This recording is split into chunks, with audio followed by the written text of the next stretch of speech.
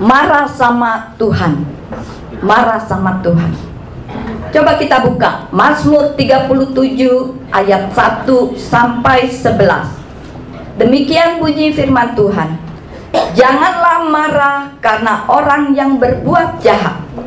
Jangan iri hati karena orang yang berbuat curang. Karena mereka segera layu bagaikan rumput dan pudar bagaikan tumbuh-tumbuhan kecil yang hijau. Percayalah kepada Yahweh dan lakukanlah yang baik. Tinggallah di negeri dan beri makanlah kesetiaan. Nikmatilah dirimu pada Yahweh dan Dia akan memberikan kepadamu keinginan hatimu. Serahkanlah jalanmu kepada Yahweh dan percayalah kepadanya, maka Dia akan bertindak. Dia akan memunculkan kebenaranmu seperti terang dan keadilanmu seperti siang hari. Berdiam dirilah di hadapan Yahweh dan teguhkanlah dirimu padanya. Jangan marah karena orang yang berhasil hidupnya, karena orang yang melakukan tipu daya. Redakanlah amarahmu dan tinggalkanlah kemarahanmu. Jangan marah sehingga melakukan kejahatan, sebab para pelaku kejahatan akan dilenyapkan. Tetapi mereka yang menanti-nantikan Yahweh akan mewarisi bumi. Dan sedikit waktu lagi, maka orang fasik musnah, dan engkau akan mencari tempatnya, dan tidak ada. Namun mereka yang rendah hati akan memiliki bumi, dan akan menikmati sendiri atas kelimpahan damai sejahtera. Amin. Nah, saudaraku yang terkasih, kitab Mazmur ini merupakan kitab yang sangat istimewa. Karena apa, saudara? Karena merupakan pengalaman pribadi Daud ketika dia marah sama Bapak Yahweh, saudara. Ini pengalaman Daud ketika Daud marah sama Bapak Yahweh. Nah, kitab Mazmur 37 ini merupakan contoh pengajaran yang terbaik bagi orang yang marah dan iri hati terhadap orang fasik atau orang yang tidak benar, saudara. Di dalam kehidupan kita seringkali tanpa sadar kita marah sama Tuhan. Ketika apa? Ketika masalah datang, Tuhan yang menjadi sasaran kemarahan kita. Siapa di sini yang suka marah atau sering marah kepada Tuhan? Gak ada ya? Gak ada apa? Saya sering marah sama Tuhan, saudara. Apalagi waktu awal-awal saya bertumbuh dalam Tuhan, saya sering kali marah sama Tuhan. Ketika saya berkhotbah awal mula, kaki gemetar, tangan dingin, mulut itu aduh goyang, mata mau nangis. Sesudah saya berkhotbah di bangku, saya ngoceh sama Tuhan. Tuhan, gua nggak mau lagi, Tuhan, lu jangan nyuruh gua nggak mau lagi bikin malu. Engkau telah membuat malu aku, Tuhan. Gitu loh, saudara. Tetapi ketika salaman seusai ibadah salaman, Ibu Priscilla sungguh luar biasa, khotbahnya sangat memberkati. Wow, saya kaget, saudara. Ternyata walaupun saya gemetar, walaupun saya ingin nangis, toh saya masih berucap kata, saudara. Ada kan orang yang kalau udah grogi, udah gemetar, suaranya nggak keluar lagi, saudara. Tetapi di situ saya bisa keluar, dan ternyata khotbah saya ada yang terberkati, saudara. Di situ kemudian, oh Tuhan, ampuni aku, karena walaupun aku gemetar, toh ada yang terberkati dengan khotbah saya. Nah, kapan kita marah lagi sama Tuhan? Ketika doa tidak dijawab, kita sering marah sama Tuhan.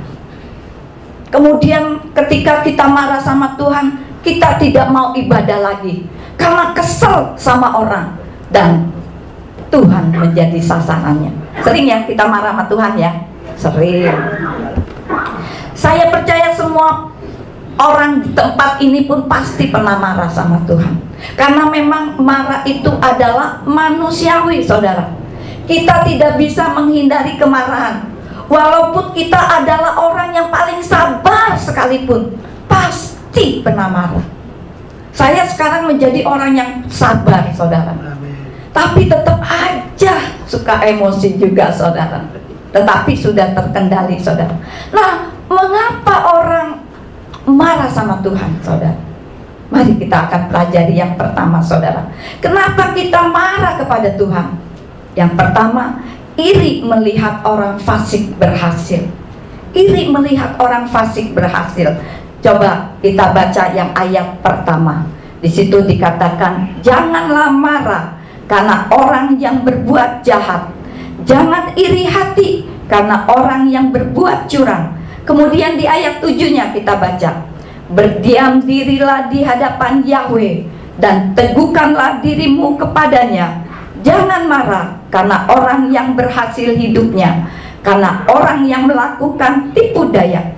Nah, Daud orang fasik bukan, saudara? Daud bukanlah orang fasik.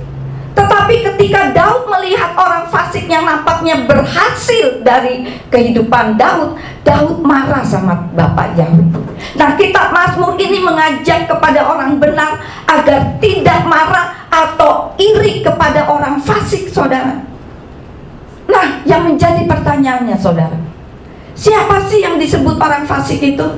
Saudara tahu nggak siapa yang disebut orang fasik itu? Coba kita lihat ayat yang ke-12. Orang fasik bersepakat melawan orang benar dan menggetarkan giginya terhadapnya. Kemudian di ayat 14, orang fasik menghunus pedang dan melenturkan busurnya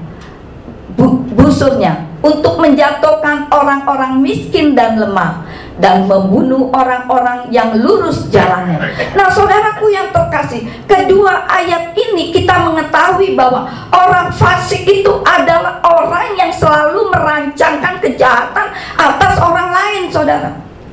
Orang yang selalu iri dan merancangkan kejahatan terhadap orang lain, itu dikatakan orang fasik.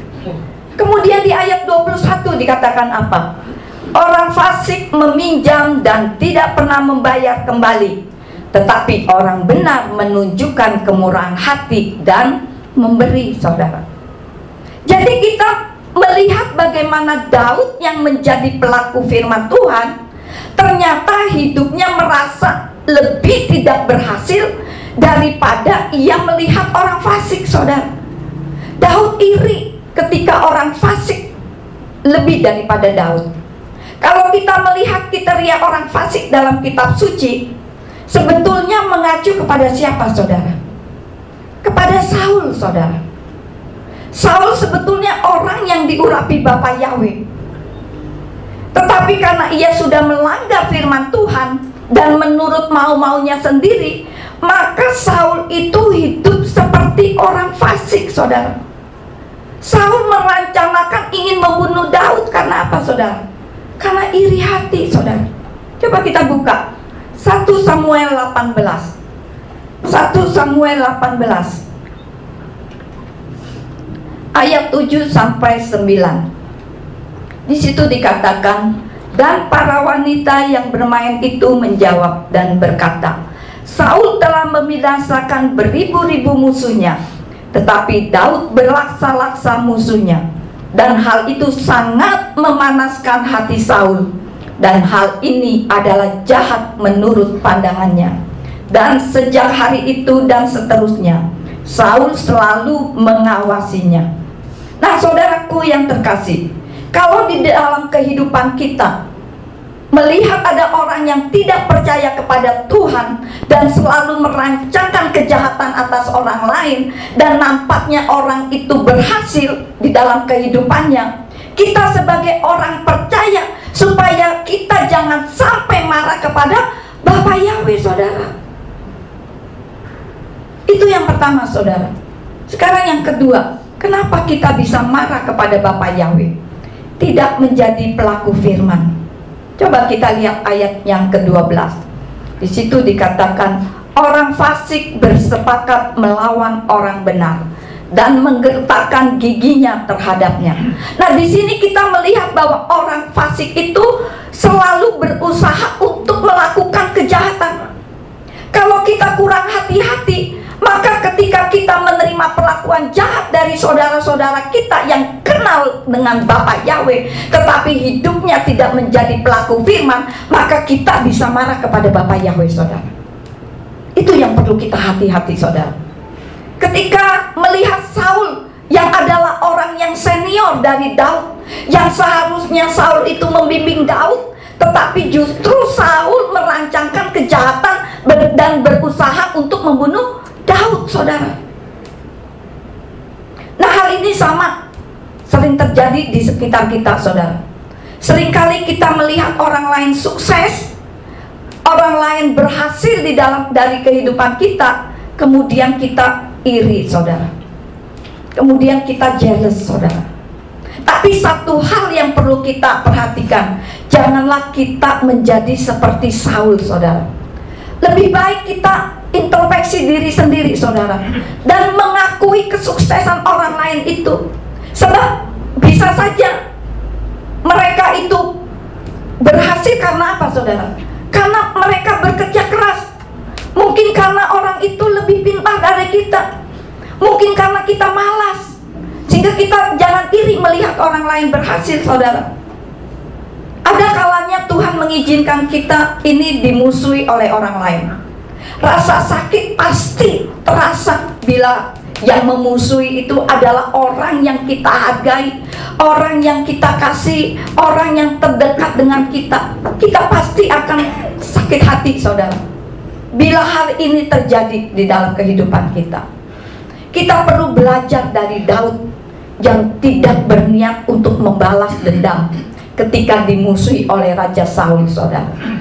Bahkan Daud tetap mengasihi Saul, dan Daud tetap mengasihi keturunan-keturunannya, saudara.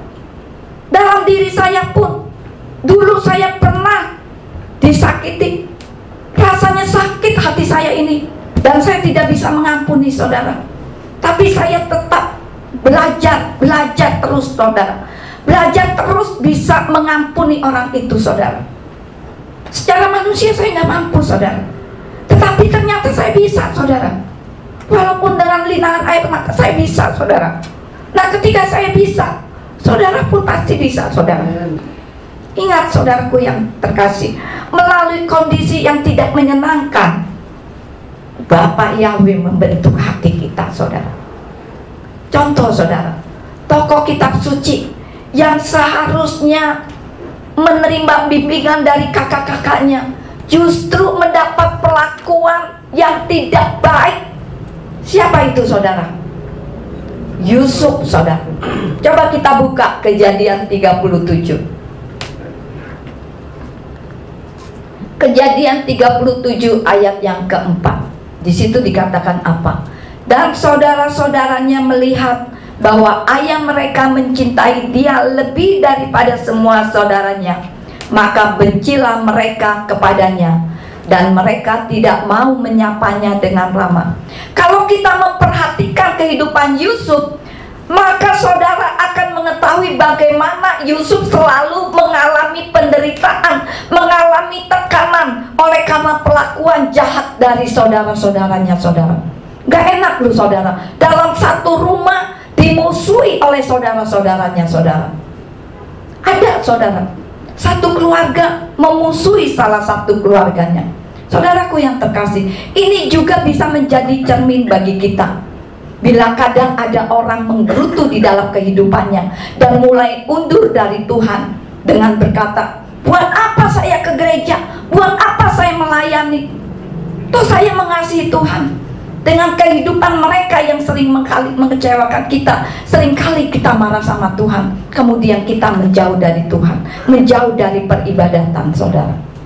Apa mungkin ada di antara saudara saat ini sedang dimusuhi oleh orang-orang yang menamakan dirinya sebagai orang Kristen, di mana yang seharusnya saudara dibimbing, tetapi kenyataannya bukan membimbing tetapi memusuhinya, saudara. Sebagai orang percaya kepada Tuhan Yesus HaMashiach, kalau kita diperlakukan oleh orang dari saudara-saudara kita dengan perlakuan yang jahat, jangan kita marah sama Tuhan, saudara. Kita marah, kita baik, tetap Tuhan baik adanya, saudara. Tuhan tetap adanya. Itu yang kedua, saudara.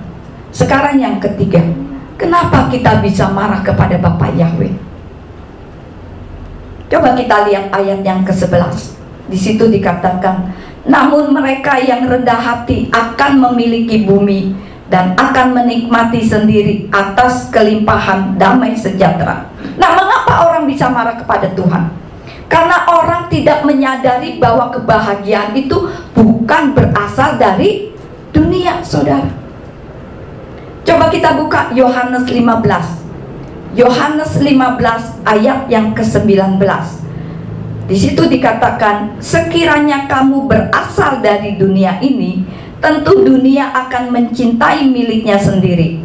Namun karena kamu bukan berasal dari dunia, melainkan aku telah memiliki kamu dari dunia, sebab itulah dunia membenci kamu.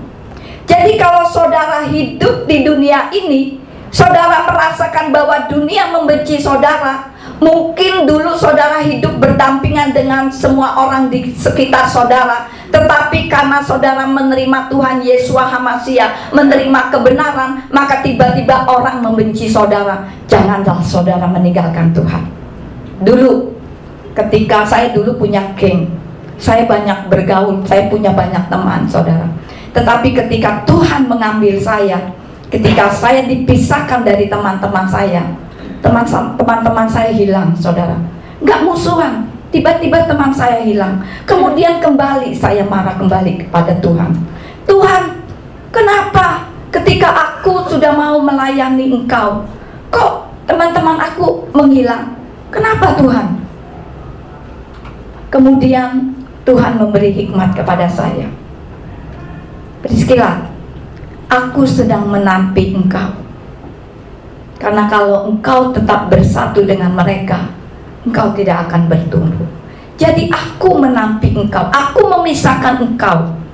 Nah, kemudian saudaraku yang terkasih, Tuhan menggantikan teman-teman saya yang baru. Saya dikelilingi oleh hamba-hamba Tuhan, saudara. Sehingga pergaulan saya pun terarah dan teratur, saudara. Karena dulu mulut saya ini tidak teratur, saudara. Selalu saya mengerjain orang, selalu saya berkata sia-sia, saudara. Nah, karena ayat ini mengatakan ketika saudara menerima Yesua, maka saudara bukan lagi milik dunia. Sehingga wajar kalau dunia itu membenci kita, saudara. Ketika kita menjalankan kebenaran, dunia justru berusaha menghancurkan kita, saudara. Tapi kitab suci mengajarkan kepada kita, kalau kita melakukan kebenaran firman Tuhan, maka Tuhan yang akan membela kita. Amin, saudara. Amin. Dan Daud ternyata salah memahami karakter Tuhan, atau salah pengertian terhadap Bapak Yahweh. Coba kita buka, saudara, 1 Tawari 13. 1 Tawari 13 ayat yang ke-11. Di situ dikatakan, dan Daud menjadi marah karena Yahweh telah menyambar Usa demikian hebatnya. Maka dia menamai tempat itu Peres Usa sampai sekarang. Di sini kita melihat bagaimana Daud marah kepada Tuhan, karena Daud memperhatikan pada saat Usa mengulurkan tangannya untuk memperbaiki pedati yang membawa tabut Elohim, justru Usa mati. Harusnya kan dipuji, karena Usa mau mengambil bait Elohim, tetapi justru Usa mati. Mungkin menurut pandangan kita itu benar, tetapi ternyata tidak benar di hadapan Bapak Yahweh, saudara. Karena Bapak Yahweh sudah memberikan perintah-perintah siapa-siapa saja yang boleh melayani tabut Tuhan, yaitu kaum Lewi, saudara. Kaum Lewi yang hanya boleh melayani tabut Tuhan.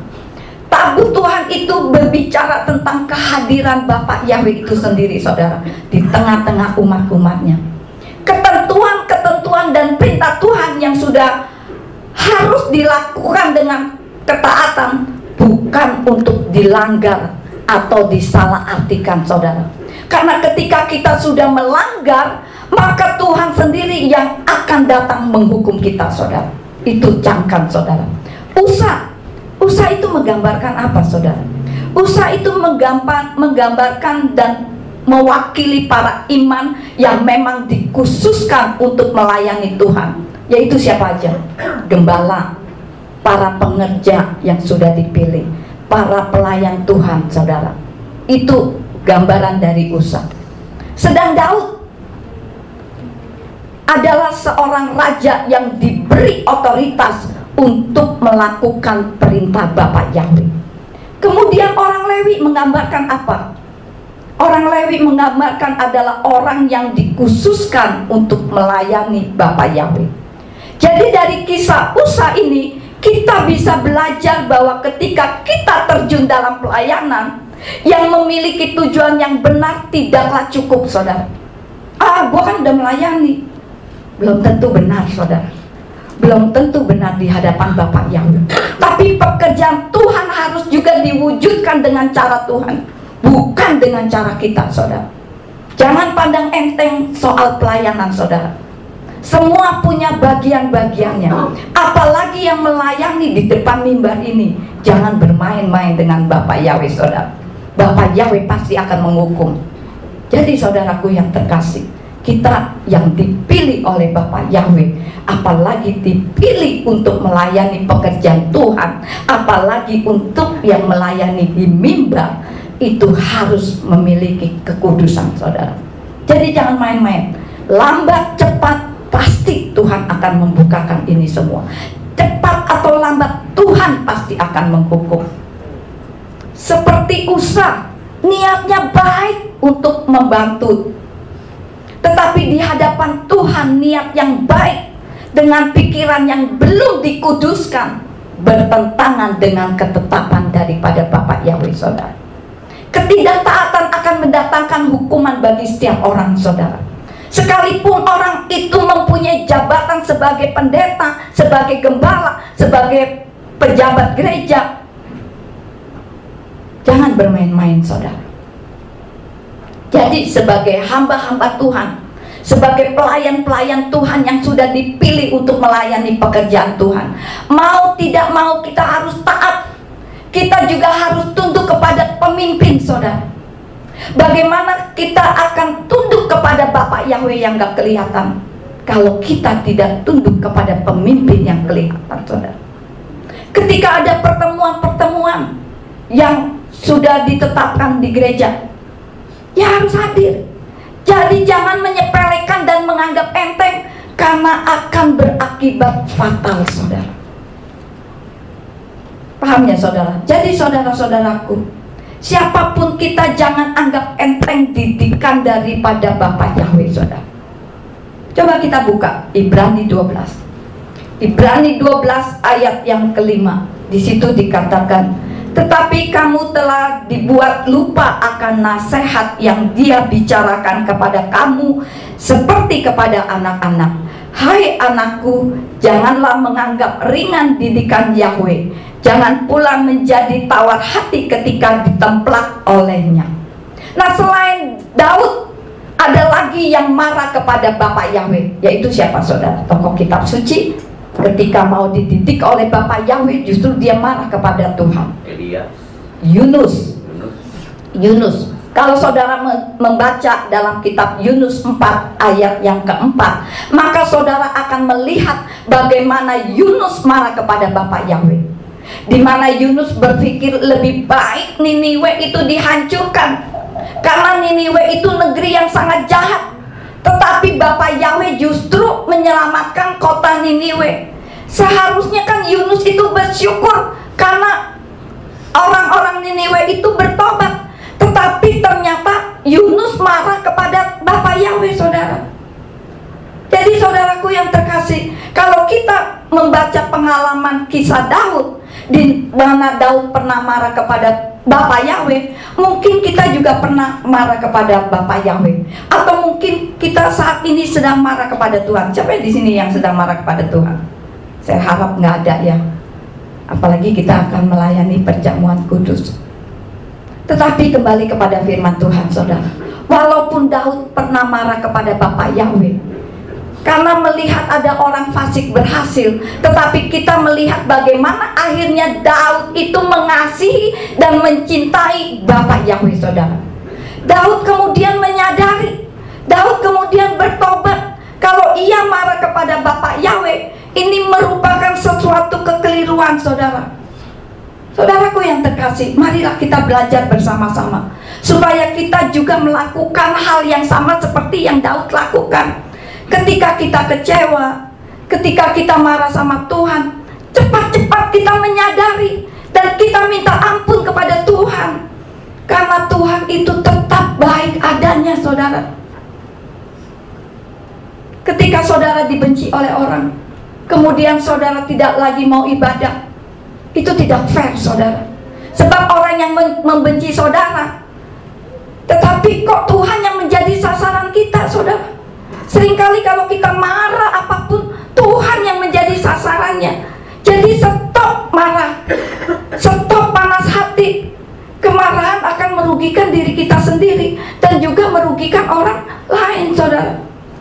Daud pernah punya pengalaman dengan Tuhan. Daud pernah marah kepada Tuhan, tetapi akhirnya ia mengasihi Tuhan. Sampai-sampai Yesua sendiri pun disebut sebagai anak Daud. Karena Daud mempunyai pribadi yang luar biasa. Nah, saudaraku yang terkasih, mari kita bangkit dari kelemahan kita. Kita bangkit dari ketiduran rohani kita, saudara. Orang-orang yang membenci, biarlah mereka membenci, saudara. Asal kita tidak membenci mereka, saudara, tapi kita tebarkan roh pengampunan itu, saudara. Dulu saya nggak bisa, saudara, tapi saya belajar sekuat tenaga. Sekarang saya bisa. Orang yang yang dulu saya benci, sekarang bisa saya bergandengan tangan seperti tidak terjadi apa-apa, saudara. Jadi ketika saudara ada benci dengan orang atau dengan saudara, mulailah hampiri orang itu, ulurkan tangan, meminta maaf terlebih dahulu. Meminta maaf terlebih dahulu bukan berarti kita salah, saudara, tetapi kita melakukan kebenaran firman Tuhan. Nah, saudaraku yang terkasih, saya tidak akan memperpanjang firman Tuhan ini, tapi biarlah firman Tuhan ini menggugah hati kita semua untuk kita tidak lagi pernah marah kepada Tuhan, karena Tuhan mempunyai rencana yang luar biasa di dalam kehidupan kita. Amin, saudara. Amin. Mari kita berdoa.